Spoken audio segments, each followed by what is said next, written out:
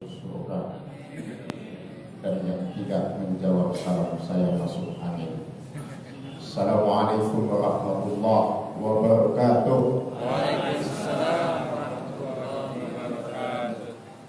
Terpaksa saya pulang sebab saya curiga jangan-jangan hanya tinggal jasad antum yang di Baitul Makmur, tetapi rohnya sudah sampai di Tol Cipali. Subhanallah, jalan raya Taman Malang penuh dengan orang yang mudik, luar biasa. Ternyata memang rakyat Indonesia, wabil khusus umat Islam, itu gak ada yang miskin dan gak ada yang melarat, semuanya pada kaya. Ya, begitulah Ramadan ala Indonesia. Bapak Ibu yang Allah muliakan, menjadi sebuah keniscayaan kalau kita memperhatikan setiap ada perlombaan, apapun jenis perlombaan itu, setiap akan mendekati garis finish itu pasti kecepatan tambah.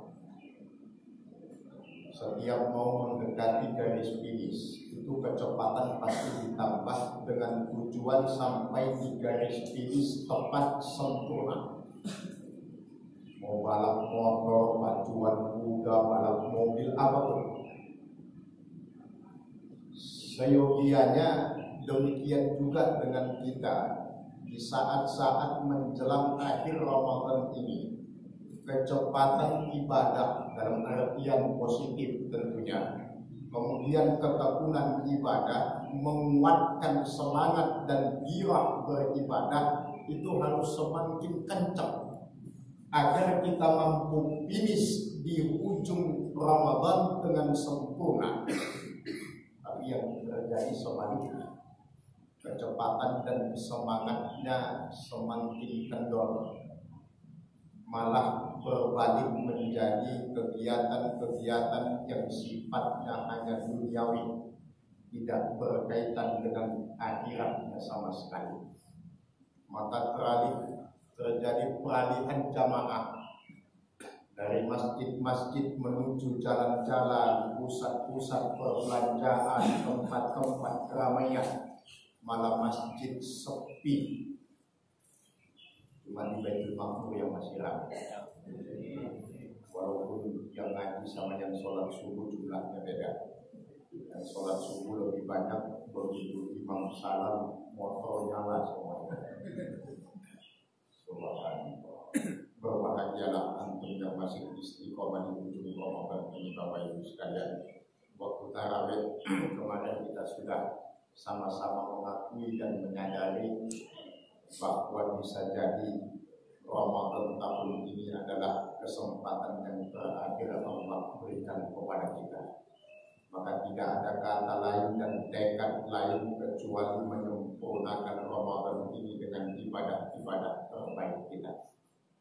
Masalah-masalah yang lain nanti bisa jadi urusan setelah Ramadan selesai. Contoh mudiknya gimana Ustaz? Nanti setelah sholat Id mudik, mau kemana-mana terserah. Yang penting tugas dan kewajiban kita meraih Ramadan yang terbaik tahun ini selesai. Gak asik Ustaz mudiknya kalau habis sholat Id. Mau asik tinggal ditulisin aja mobilnya. Mudik susulan atau lagi mudik biar rame. Kenapa kita sampaikan ini di awal dan di mukadimah pertemuan kita ini? Bapak Ibu yang Allah muliakan jamaah salat subuh Masjid Baitul Makmur, Ramadan satu-satunya bulan di antara 12 bulan yang siang dan malamnya penuh dengan ampunan. Disampaikan dalam hadis Rasulullah yang diriwayatkan oleh Imam Ibnu Majah dari Ibnu Mas'ud. Ada 3 doa Jibril alaihi salam yang diaminkan oleh Rasulullah sallallahu alaihi wasallam. Logika sederhananya, yang berdoa Jibril, yang mengaminkan Nabi Muhammad, jawabannya pasti 100% dikabulkan oleh Allah. Salah satu doa Jibril pada saat itu, ya Allah, jangan terima puasa dan jangan berikan rahmat-Mu kepada orang yang keluar dari bulan suci Ramadan namun dosa-dosanya belum terampuni. Di bulan yang penuh ampunan ini, selesai kita dari bulan yang penuh ampunan ini, namun dosa-dosa kita belum terampuni. Inilah satu-satunya kerugian yang paling nyata dalam kehidupan kita. Walhamdulillah, mudah-mudahan Allah melindungi kita dari hal yang demikian. Maka Bapak Ibu sekalian, semakin akan berakhir Ramadan, bukan semakin kita kendorkan semangat, tetapi semakin kita kuatkan dan kencangkan agar kita mampu finish di akhir Ramadan dengan sempurna imanan wa ihsaban, sehingga kita pantas mendapatkan gelar minal a'ilina wal fa'ilin. Semoga kita termasuk yang kembali ada yaudu minal a'idin. Kembali maksudnya kembali kepada fitrah. Di awal kita dilahirkan ke dunia ini, kullu mauludin yuladu 'alal fitrah. Tidak ada istilah dosa warisan dalam Islam. Semua anak terlahir tanpa dosa. Mudah-mudahan kita terlahir yang kedua kalinya dari rahim Ramadan dalam keadaan tanpa dosa, sebab semua dosa dan kesalahan kita telah diampuni oleh Allah. Subhanallah, inilah nikmat dosa dalam hidup kita. Jadi Bapak Ibu yang Allah muliakan, ini cita-cita, ini impian, ini harapan kita bersama. Mudah-mudahan we will born for second time. Kita akan lahir untuk kedua kalinya dari rahim bernama Ramadan sebagai hamba-hamba Allah yang tidak memikul dosa dan kesalahan sehingga ke depan. Nah, ini pertanyaannya, kata Ibnu Abbas, apa sih tanda-tanda dosa orang yang terampuni itu? Yang pertama, at-talazzuz fit ta'ah, senantiasa menikmati setiap ketaatan yang dilakukan, ringan dalam menjalankan setiap ketaatan. Itu tanda dosa orang yang terampuni. Jadi kalau masih mendengar suara azan, masih protes, itu bahaya. At-talazzuz fit ta'ah, nikmat dalam melaksanakan setiap ketaatan, menjawab setiap panggilan Allah dengan langkah ringan, menjawab setiap panggilan agama dengan senang hati, menikmati setiap ketaatan itu dengan betul-betul tanpa ada rasa terpaksa dan paksaan dari pihak manapun.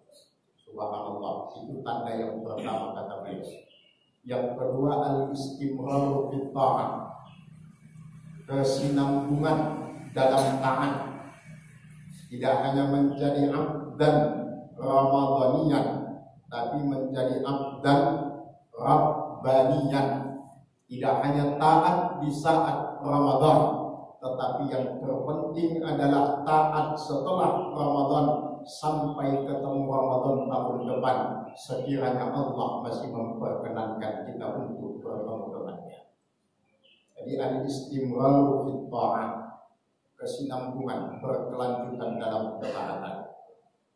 Maka mari kita manfaatkan sisa waktu yang tinggal hanya beberapa hari lagi di bulan suci Ramadan ini dengan memberikan ketaatan kita yang terbaik dalam segala hal, mulai dari sholat jamaahnya, sholat sunnahnya, kemudian tilawah Al-Qur'annya, i'tikafnya, sedekahnya. Kan sudah libur kerja ya Pak ya, sudah cuti kemana sebagian, mobil khusus ASN kan sudah libur. Mudah-mudahan waktu iktikafnya lebih kuat lagi. Iktikaf, Bapak Ibu sekalian, kenapa sih Nabi memerintahkan iktikaf di 10 terakhir Ramadan? Tentu salah satu tujuannya adalah menggapai Lailatul Qadar, itu pasti. Yang kedua, Allah hanya minta 10 hari dari 365 hari yang Allah karuniakan kepada kita agar kita menghabiskan waktu bersamanya dengan ibadah-ibadah yang terbaik yang kita lakukan selama i'tikaf. 10 hari saja tidak rela dari 365 hari yang Allah karuniakan kepada kita. Kalau memakai istilahnya Bang Haji ini sungguh terlalu. Di Bapak Ibu yang Allah muliakan, i'tikaf ini ibadah khusus menjelang 10 hari terakhir menjelang akhir Ramadan ini. Jadi jangan istrikaf ya. Yang benar i'tikaf. Ada istrikaf. Istrikaf itu ngurusin anak dan istri, sibuk ngurusin anak dan istri, itu namanya istrikaf. Nah, kalau i'tikaf menyibukkan diri dengan ibadah, menghabiskan waktu berdua-duaan dengan Allah dalam ketaatan. Maka para sahabat setelah Rasulullah wafat itu semakin akan berakhir Ramadan, itu tempat-tempat ibadah semakin ramai. Beda dengan kita di Indonesia. Kenapa? Karena Nabi sendiri mengatakan, kalau seandainya umatku tahu apa yang ada di malam Ramadan, la tamannaina, maka mereka akan berangan-angan sepanjang tahun itu adalah Ramadan. Coba kita tanya hati kita yang paling dalam subuh ini. Coba tanya satu-satu. Yang terlalu busuk nantinya bangun-bangun. Hati-hati loh kalau bangun-bangun. Makanya kalau tahajud itu ya udah usah banyak-banyak. Kalau tahajudnya kebanyakan, subuhnya jadi lelah. Ikutin aja sunnah Nabi. Sholat sunnah tahajud itu paling banter, itu kan 11 rakaat dengan witirnya. Itu sudah diperhitungkan oleh Nabi. Kalau sampai pun sholat tahajud yang 40 rakaat, subuhnya jadi ketiduran. Jadi semuanya sudah dihitung, sudah ditakar oleh Allah dan Rasulnya mana yang cocok bagi umatnya.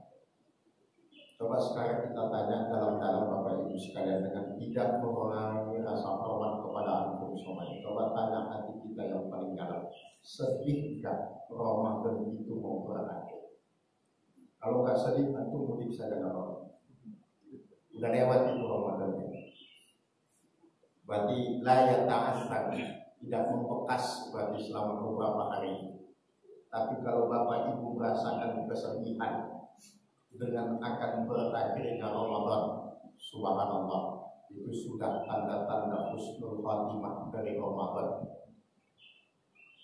Jangan-jangan pedagang yang sedih Ramadan mau selesai, nggak ada lagi yang mau beli. Bokap kita ngabuburit, nggak ada lagi.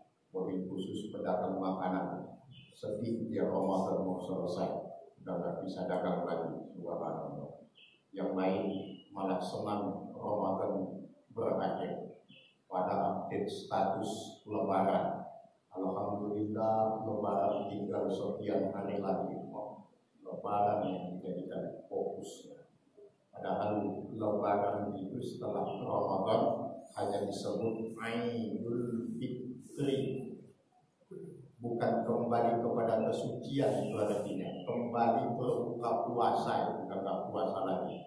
Biasa saja Idul Fitri itu nggak ada yang istimewa. Kita aja yang buat-buat sampai sedemikian rupa.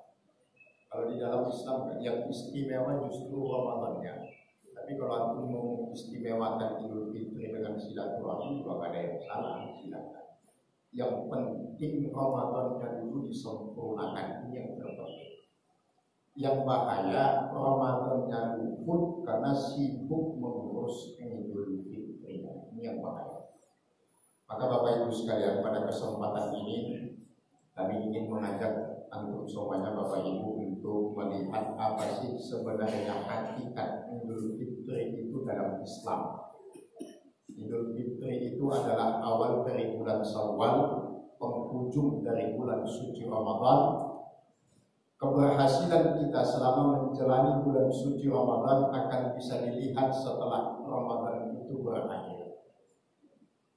Maka saya sempurnakan tema bahasan kita agar singkat, padat. Keberhasilan Ramadan kita bisa diukur dari kata fitri itu sendiri. Fitri, bukan fitri nama orang, tapi ini singkatan. Kata fitri itu melukiskan 5 karakter utama yang harus dimiliki oleh mereka yang berhasil dalam bulan Ramadannya. Mereka yang lulus dari diklat Ramadan maka akan memiliki 5 karakter utama. Humul muttaqun, yang menjadi tujuan utama dari syariat puasa.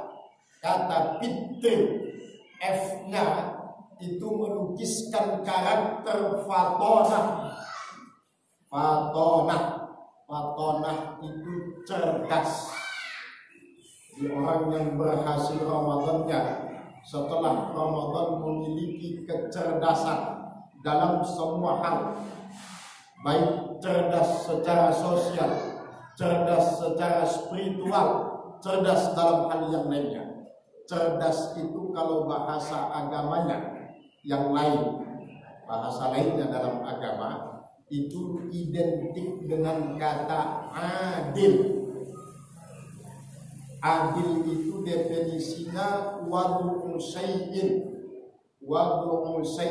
fi makanihi, mampu menempatkan, meletakkan sesuatu pada tempatnya, itu adil. Dan orang cerdas itu orang yang mampu menempatkan sesuatu pada tempatnya. Di Ramadan mendidik kita agar menjadi pribadi-pribadi yang cerdas. Maka di bulan Ramadan itu jangankan yang haram, yang halal saja Allah larang kalau belum waktunya. Kapan waktu-waktu istighfar yang paling mustajab, kemudian bagaimana kita memaknai Ramadan dengan ibadah, itu sudah diajarkan sepanjang sebulan ini. Maka nanti setelah Ramadan kita harus mampu cerdas, bersikap cerdas dalam beragama khususnya. Jangan lagi hantam kromo, kalau kata orang hantam kromo, main hantam saja. Kalau dilogikakan begini Bapak Ibu sekalian, 1 kali 7 sama 7 kali 1 hasilnya sama, tapi dalam prosesnya berbeda. Ibadah yang bagus dalam Islam itu sedikit namun istiqomah, itulah ibadah yang baik. Daripada banyak cuma sekali-sekali, itu kurang baik dalam Islam. Maka itu salah satu bentuk kecerdasan dalam beragama. Mampu menempatkan sesuatu pada tempatnya, cerdas dalam bertauhid, konsisten dan komitmen yang kembali dibangun dengan Allah. Sekali la ilaha illallah, maka sampai kapanpun la ilaha illallah. Yang kedua, I-nya itu ikhtiar. Ikhtiar itu memiliki 2 padanan yang sama, khiyar dan khair, menjadi ikhtiar. Ikhtiar itu kata lain dari usaha, tapi tidak sama maknanya. Kalau usaha apapun dilakukan, tidak diperhatikan halal dan haramnya. Tapi kalau berikhtiar, itu dia memilih khiyar al-khair, kebaikan. Jadi orang yang berikhtiar ikhtiar adalah orang yang senantiasa memilih jalan kebaikan. Bukan hanya sebatas mencari nafkah untuk memenuhi kebutuhan, tetapi juga menjadikan usaha mencari nafkah sebagai bentuk ibadah kepada Allah dengan tetap memilih mana yang baik dan mana yang halal dalam hidupnya. Bukan hanya pokoknya dapat, caranya bagaimana terserah. Nah, itu usaha. Kalau dalam Islam ikhtiar, memilih mana yang terbaik, memilih mana yang baik menurut Allah dan juga menurut Rasulullah. Ini namanya ikhtiar. Karena selama Ramadan hati kita sudah diasah dan diasuh oleh Allah melalui dinamika ibadah. Baik itu saumnya maupun qiyamnya, hati kita terasah. Ramadan itu kan ibadah hati, Bapak Ibu. Ibadah hati. Kita bisa aja bohong sama siapa kita puasa. Tapi sama Allah kan kita tidak bisa bohong. Maka ya puasa itu ibadah hati. Maka kalau dilukiskan melalui jari, puasa itu jari tengah. Jari tengah itu yang paling panjang di antara 5 jari kita. Karena memang puasa ini ibadah khusus. Kalau yang lain kan kelihatan ibadah, sholat kelihatan, haji kelihatan, zakat kelihatan. Tapi kalau puasa hanya kita yang tahu dengan Allah. Yang lain nggak bisa melihat kita puasa apa tidak, kecuali kalau kita makan terang-terangan. Dan alhamdulillah, subhanallah, tahun-tahun terakhir ini orang yang nggak puasa, yang harus seakan-akan harus dihormati sama yang puasa. Wah, terang-terangan sekarang, subhanallah. Dulu kalau ada rumah makan buka itu masih pakai tutup. Sekarang kalau nggak dibuka aja, orang merokok di jalanan biasa aja. Sekarang makan minum, subhanallah. Ini tanda-tanda kehancuran peradaban manusia itu begitu. Jadi kalau kita membaca sejarah Bapak Ibu sekalian, semenjak zaman Nabi, kemudian dilanjutkan khulafah Rasulun, kemudian berlanjut sampai kepada tabi'in, kemudian pecah menjadi muluk pada dinasti Abbasiyah, Umayyah sampai Turki Utsmani. Kehancuran peradaban Islam itu penyebab utamanya satu, ketika mereka sudah kehilangan rasa malu. Sudah pada hilang rasa malunya, terang-terangan menentang dan menantang Allah. Terang-terangan orang yang pada tidak puasa itu kan terang-terangan seakan-akan dia menantang Allah, matikan saya 10 Fatimah kan gitu. Orang taat sekarang, alhamdulillah. Orang gak taat sekarang itu sudah gak sembunyi-sembunyi, Pak. Makanya setan pun mau resign dari setan, mau mundur dia dari setan. Dia udah gak mau jadi setan. Saya bingung menghadapi manusia, sudah lebih setan daripada saya, kata setan. Setan yang kepada manusia masih sembunyi-sembunyi. Oh, manusianya malah terang-terangan. Alhamdulillah, subhanallah, ini benar-benar awal kehancuran peradaban kalau masyarakat sudah tak punya malu. Lebih khusus malunya kepada Khalidnya Allah. Sudah tak punya malu, padahal kalau ditanya butuh sama Allah, nggak butuh, pasti butuh. Jangankan kita, maling yang butuh sama Allah.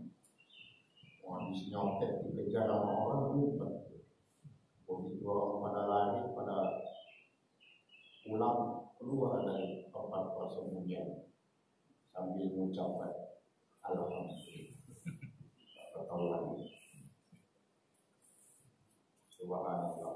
Kita butuh Allah, tapi pada saat bersamaan kita juga menantang Allah terang-terangan dengan ketidaktaatan kita kepadanya. Yang tidak taat itu kan berarti nantang Allah. Seakan-akan dia tidak butuh kepada Allah. Kalau orang merasa butuh kepada Allah kan gak demikian itu. Disuruh apa aja taat, itu orang butuh kepada Allah. Subhanallah. Dan itu yang pada gak puasa itu orang-orang Islam juga. Terang-terangan Allah. Memang zamannya sudah gila yang kata Nabi, fenomena akhir zaman itu salah satunya yusbihu musliman wa yumsi kafiran. Paginya beriman, sorenya sudah kafir. Imannya sudah apa namanya? Belum lagi ditambah sekarang fenomena yang muncul ada kelompok-kelompok apa namanya? Al-Niriyun. Paginya begitu gegap gempita, wah tegas. Begitu dapat makan siang, pulang-pulang keluar dari cebok. Lagi rame nyebelin. Ya. Dia kalau ngomong itu ngapain pakai sorban pakai itu. Tapi begitu bukan mau nyinyir nama beliau, biasa aja lah. Ya, kalau udah dapat bagian menjadi begitu juga. Dan mudah-mudahan Allah melindungi kita dari yang demikian, karena kita juga akan tahu ke depan bagaimana hidup kita.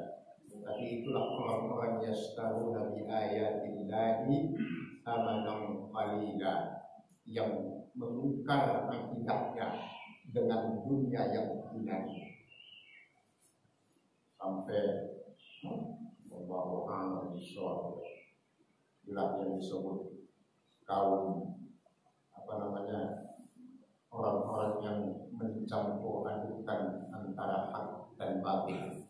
Wala talbisul haqqa bil batil, mencampur adukan hak dan batil itu lebih berbahaya daripada kebatilan itu sendiri.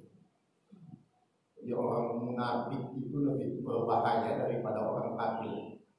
Jadi daripada munafik mending kafir sekalian, selesai urusan. Karena munafik itu berkepala dua. Kalau bahasa Al-Qur'annya muzabzabina baina dzalika la ilahuna wa la ilahunaka. Gak jelas, kesana kagak, kesini enggak. Maka prinsip paling utama salah satunya dalam agama kita, tidak ada kata netral dalam agama. Enggak ada. Sampai mendukung mana? Al-haq atau batil? Saya netral lah. Enggak ada dalam agama netral. Di dalam agama status harus tegas. Mendukung kebatilan atau mendukung hak. Itu yang harus kita tegaskan dalam agama. Tidak ada istilah netral dalam agama. Nah, Bapak Ibu yang Allah muliakan, itu fenomena kekinian. Ya sudah, semuanya punya masa berlakunya masing-masing. Ada masanya nanti expired. Gak ada orang yang berpuasa sepanjang hidupnya. Sama halnya tidak akan ada orang yang akan hidup selamanya juga. Kullu sayyidin halikun illa wajhah. Semua akan hancur dan binasa kecuali hanya Allah Subhanahu wa ta'ala. Inilah yang harus senantiasa kita mantapkan, tauhid mulkiyah. Bagaimana kita mengesahkan Allah dalam hal segala kepemilikan yang memiliki harta, pangkat, jabatan. Hakikatnya Allah, kita hanya dipinjamkan, dititipi amanah oleh Allah. Bagi orang yang dititipi amanah, wajib menjaga amanah, sebab amanah akan kembali dan dikembalikan kepada yang memberi titipan. Termasuk agama ini titipan.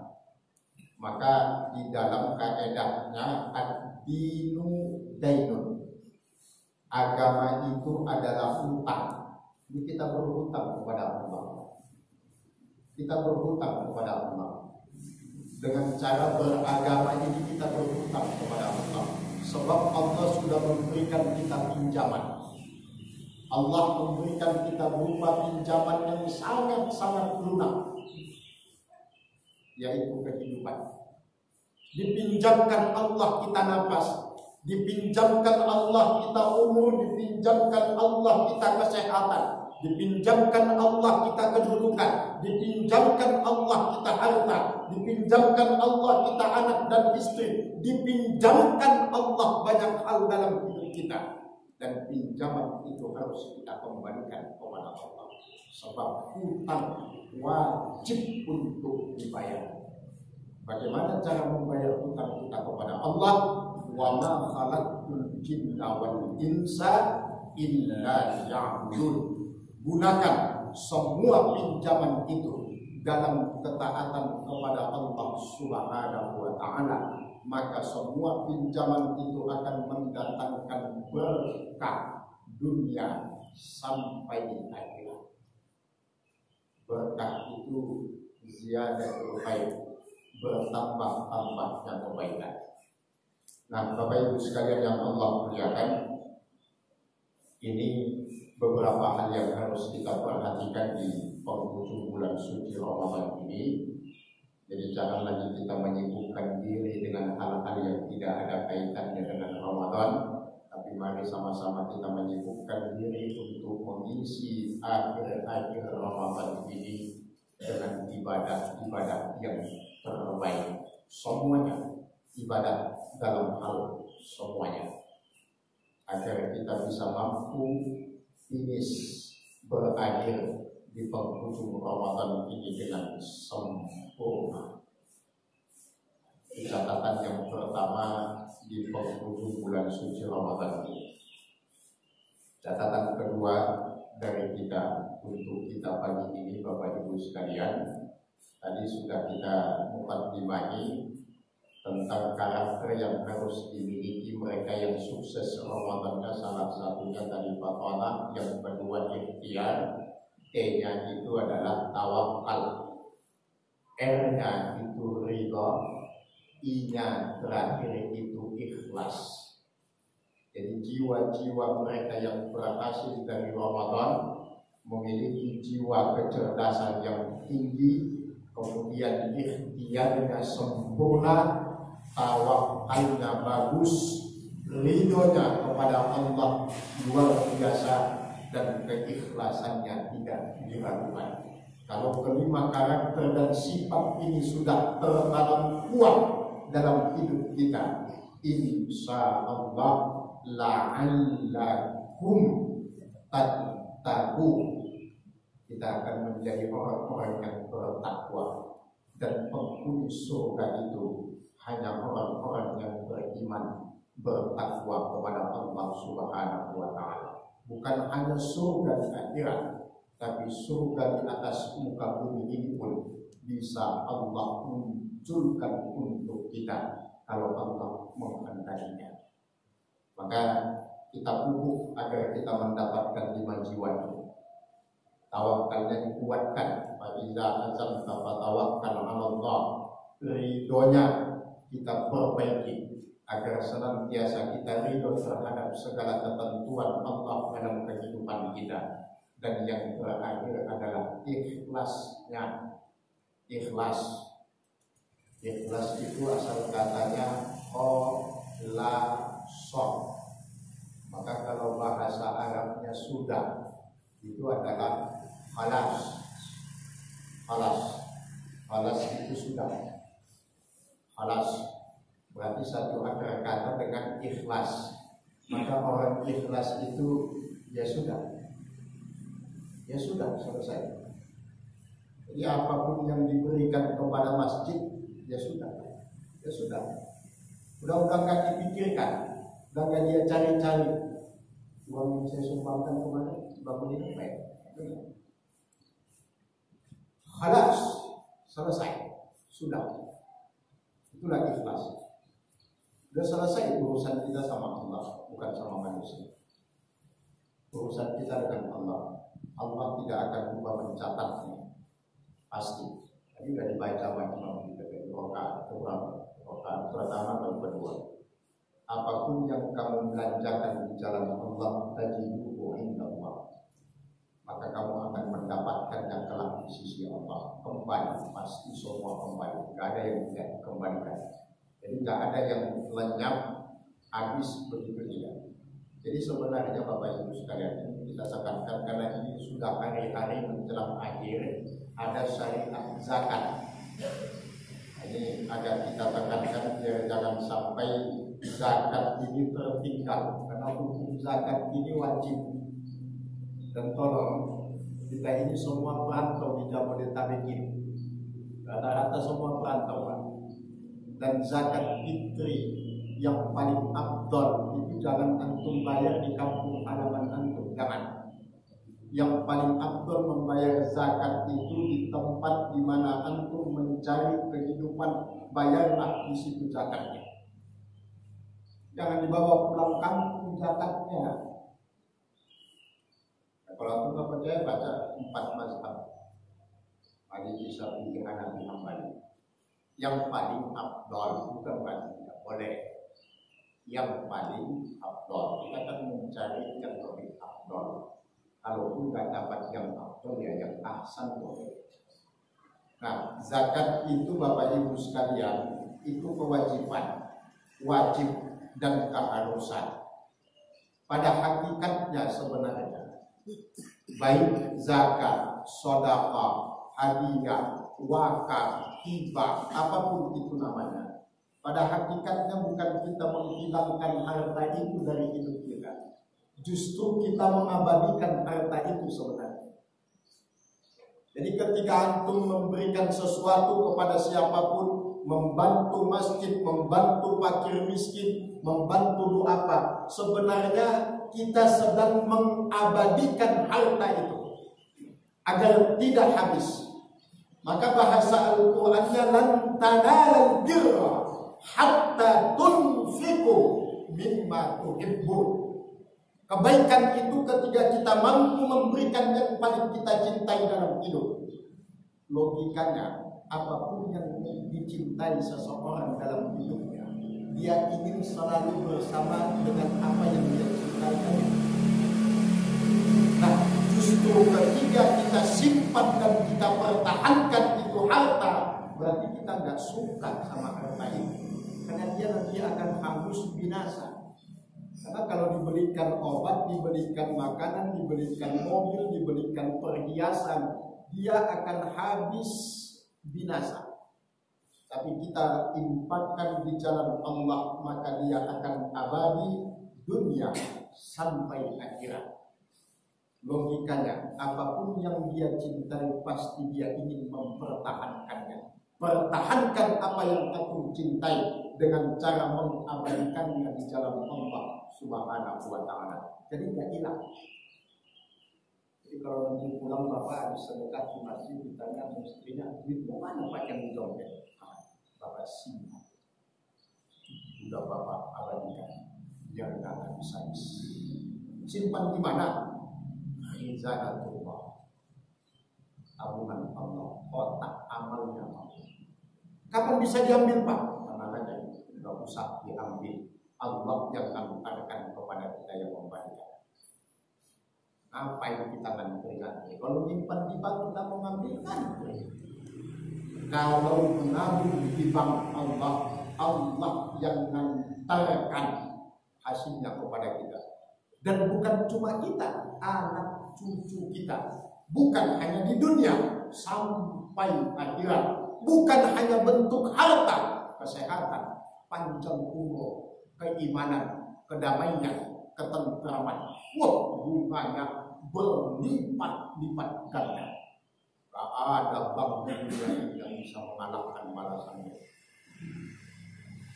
Maka mari sama-sama kita menabung di bank Allah. Itu udah nabung pagi. Insya Allah. Minimal setiap pagi kita nabung nyimpan. Tijaratan dan tabur, perniagaan yang tidak akan pernah mendatangkan kerugian. Subhanallah. Ini potensi zakat kita Indonesia ini yang dirilis Bajnas itu, Pak, itu mencapai angka 20 triliun rupiah setiap tahun potensi zakat.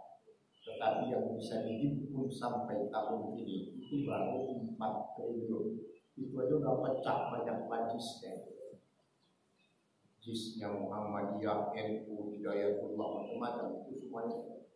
Jadi sebenarnya dengan satu syariat agama Islam saja, apa yang tidak selesai problematika ekonomi, sosial, pendidikan di Indonesia itu baru dari zakat saja. Makanya tidak meragukan lagi bahwa Islam itu akmal wa atmam, sempurna dan menyempurnakan. Tinggal lagi kita saja yang tidak mau menjalankannya. Seperti Masjid Baitul Ma'mur ini termasuk paling cepat mungkin ini, Pak. Paling cepat ini pembangunannya. Belum sampai setahun sudah sedemikian. Insya Allah sebelum 2018 berakhir selesai. Maka hashtagnya kalau di Baitul Ma'mur bukan 2019 ganti presiden, 2019 ganti masjid. Ya, sama kelar itu ya Pak ya. Aman deh. Pokoknya gotong royongnya kerjain royokan. Insya Allah kalau semuanya nyumbang, nanti semuanya akan memiliki rasa memiliki. Kenapa Mas? Kita kelemahan kita umat Islam membangun mudah, menjaganya yang nggak bisa, itu salah satu kelemahan kita. Membangun masjid semuanya hampir cepat, hampir, tapi memakmurkannya yang nggak bisa. Kenapa? Karena yang bangun orang lain masalahnya, yang nempatin orang lain lagi, akhirnya nggak ada rasa memilikinya. Tapi kalau dari kita untuk kita, oleh kita yang bangun, kita yang makai, kita yang menjaga, kita yang merawat, awet nanti. Ini yang datang proposalnya dari mana-mana, memanfaatkan warganya, dan gak ada rasa memilikinya, kurang rasa memilikinya. Akhirnya ya cepat hancurnya, biaya memperbaikinya lebih mahal daripada yang biaya membangunnya. Dimana-mana begitu penyakit kita kebanyakan umat Islam. Jadi subhanallah murni dari swadaya jamaah. Inilah nanti yang kembali Allah munculkan di akhirat. Ya karena man bana masjidan banallahu baitan fil jannah. Siapapun yang ikut membangun masjid, maka Allah akan bangunkan rumah baginya di surga. Subhanallah, Bapak Ibu hanya menyumbang umpama 1 juta, kemudian dibelikan semen sama panitia. Ini bercampur pahala Bapak Ibu di sini. Semennya kemana-mana. Selama masih tegak di tiangnya, lantainya, semuanya, sampai dunia ini dihancurkan Allah. Pahala yang 1 juta mengalir terus sampai ke liang lahat kita. Bayangkan, karena dipakai terus kan. Dipakai terus buat ibadah. 5 waktu azan berkumandang di sini. Banyak anak-anak TPA mengaji di sini. Banyak orang yang sholat mengucapkan memuji Allah di tempat ini.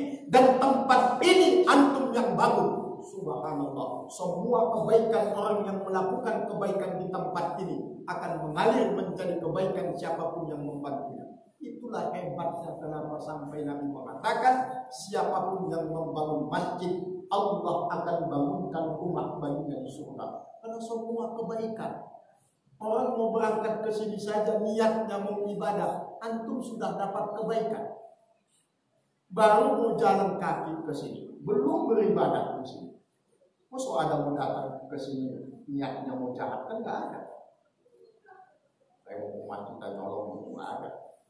Pasti mau ke sini sholat, baca Quran, ikam, ngaji kan gitu. Nah dia yang melakukan kebaikan, antum ikut bangun, antum dapat kebaikan. Man dalla 'alal khair, siapapun yang memfasilitasi kebaikan, maka dia mendapatkan balasan kebaikan seperti yang melakukan kebaikan. Subhanallah. Maka udah ajar proyek selesai. 2019 ganti masjid, sablonin kaosnya. pakai ubi 2019 ganti masjid Baitul Makmur Bintara. Oh, jangan cuma kaos ganti presiden, ganti masjid, maksudnya udah berubah selesai di sebelum 2019. Amin. Nah, harus benar-benar menjadi Baitul Makmur, rumahnya Allah. Maka yang tinggal dan beribadah di sini pun insyaallah akan ikut makmur dunia akhirat. Kita doakan saja dari penghujung Ramadan ini, mudah-mudahan yang sudah membantu masjid ini Allah bantu segala urusan dan usahanya. Buktikan aja Bapak Ibu sekalian, yang sudah ikut membantu dia saja hidupnya akan semakin bahagia. Kita belum pernah dengar ada berita ada orang bangkrut karena membantu agama Allah. Ada muncul berita di koran pengusaha sukses di Prima Bintara, pengusaha sukses di Bintara bangkrut karena membantu masjid. Tidak batal. Sama halnya si Anu Pak Haji itu meninggal dunia karena kebanyakan sholat. Bapak itu meninggal kenapa? Kebanyakan baca Quran. Tapi kalau kebanyakan tidur meninggal dunia banyak. Kalau mulai itu banyak. Tapi kalau sholat, baca Quran, ibadah, nggak ada orang yang mati. Nggak ada. Coba lah. Ini kan kita buktikan agamanya. Antum yang tadinya sebelum subuh pusing-pusing dikit, bahkan pusingnya berat, bawa aja ke masjid ibadah. Pulang dari masjid sembuh, yakin, coba aja. Badan gak enak, bawa ibadah. Habis ibadah sehat. Pusing, stres, galau, bawa ibadah, tenang. Bawa nongkrong, tambah pusing. Wah, ngopi belum, tambah stres. Yakinlah, ala bizikrillahi tatmainnul qulub. Nah, ini saja Bapak Ibu sekalian, saya tidak membahas tema khusus, hanya catatan-catatan saja sebagai pengingat untuk kita bersama, kita semuanya, termasuk saya pribadi, agar Ramadan kita tahun ini benar-benar husnul khatimah. Tapi ala kulli hal, kalau antum yang sudah memprogram dan merencanakan dengan keluarga akan pulang kampung, monggo dijalankan, dan kita doakan semoga selamat di perjalanan sampai kembali lagi bergabung dengan kita setelah Lebaran nanti. Yang penting titip pesan, jangan tinggalkan ibadah selama di perjalanan. Musafir Ustaz, cuma nyari alasan dulu. Musafir yang boleh tak puasa itu kalau musafirnya kayak di padang pasir, musafir naik mobil pakai AC juga, masih juga nggak puasa, lebay namanya. Apa yang buat nggak puasa? Apalagi ada sopir yang tinggal tidur. Musafir 12 jam tidur, 12 jam ya. Jangan lupa ibadah. Sholat lima waktunya, kalau udah waktunya sholat yang berhenti saja jamaah. Sholat nyampe ke tujuan tepat waktu. Yang penting kan selamatnya. Jangan tinggalkan ibadah, itu yang penting. Mau mudik, mau apa silahkan, tidak apa-apa. Selamat insya Allah lahir batin, tapi ibadah jangan ditinggalkan. Dan tunaikan dulu semua kewajibannya, termasuk zakat itu. Baru insya Allah tenang untuk melaksanakan silaturahmi. Baik, sebelum kita tutup dengan sama-sama berdoa, mengajak kepada Allah. Ada pertanyaan? Alhamdulillah tidak ada. Nah, ke pagi saatnya sarapan pagi. Pengurus sudah nyiapin sarapan. Sarapan. Ya, silakan. Begini Ustaz, kalau fidyah itu bisa digantikan dengan uang, terus uangnya itu kita sumbang ke masjid, apa boleh itu Ustaz? Jadi zakat, banyak yang bertanya seperti beliau. Jazakumullah. Fidyah zakat, banyak yang bertanya boleh nggak dikasih ke masjid. mayoritas ulama, jumhur ulama boleh dengan status masjid itu bukan milik pribadi. Karena dia masuk dalam kategori yang asnaf yang 8 itu.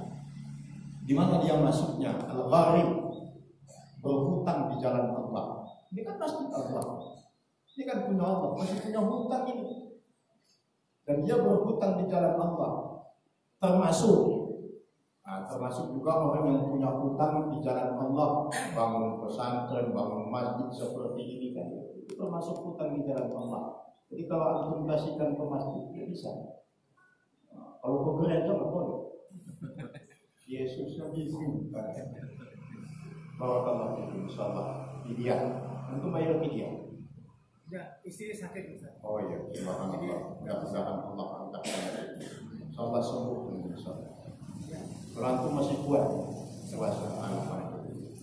jadi boleh Pak. Boleh Pak. Yang lain ini tentang zakat. Banyak yang bingung tentang zakat di tempat lain. Kalau di sini mana? Ada lagi? Zakat sudah difasilitasi. Yang paling afdal membayar zakat itu dengan makanan pokok yang ada di suatu negeri. Tapi untuk kemudahan, Islam juga tidak melarang kalau diganti dengan yang lain. Kalau dalam prakteknya ada yang bayar pakai uang, boleh. Tapi yang paling afdol bayarnya pakai beras. Paling afdol, bukan berarti yang itu tidak boleh. Dan kalau antum bayar dengan beras, itu kebiasaan Nabi, sunnah Nabi. Yang bayar zakat, itu Nabi selalu melebihkan. Dikasih beras, ini kalau bahasa kita, kalau dulu nggak ada bahasa, dikasih sedekah uang. Kenapa? Uangnya bahasa kasarnya uang lauk pauknya. So antum ngasih beras ke fakir miskin cuma beras, mau makan beras doang. So nggak ada lauknya, kasarnya.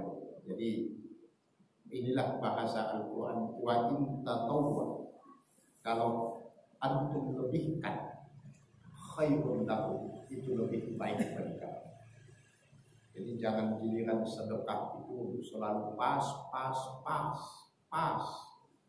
Kalau minta rezeki lebih. Kalau sedekah pas, ya betul pas takarannya. Lebihkan dalam bentuk yang lain.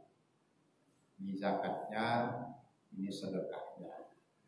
Ini nanti panitia zakat kalau membagi ada berasnya, ada uangnya, sehingga ada buat makan dan ada lauk pauknya.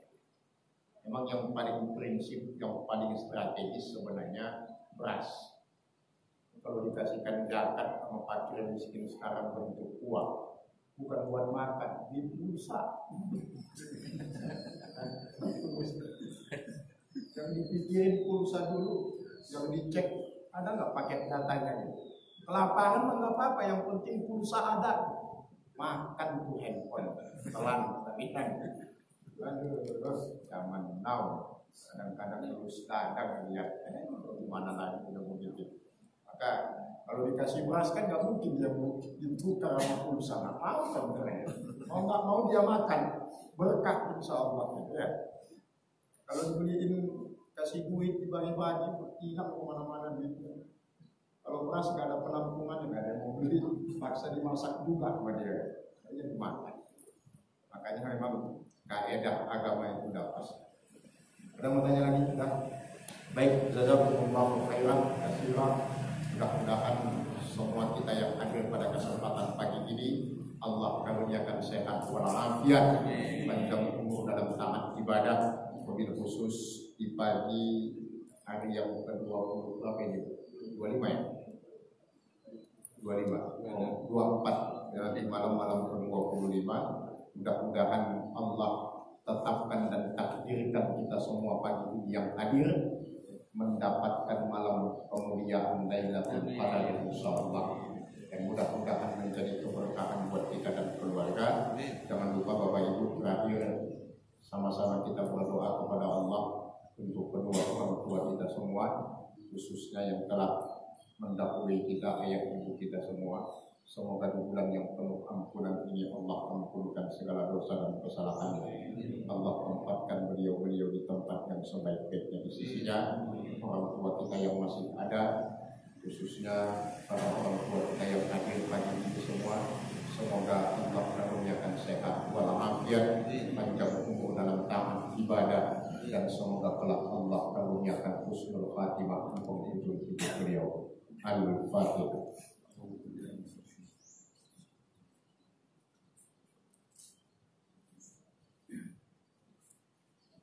Hadanallah wa iyyakum ajmain. Kita tutup dengan kafaratul majlis. Subhanakallahumma wa bihamdik, asyhadu an la ilaha illa anta, astaghfiruka wa atubu ilaik. Sekian, terima kasih. Mohon maaf. Assalamualaikum warahmatullahi wabarakatuh. Waalaikumsalam.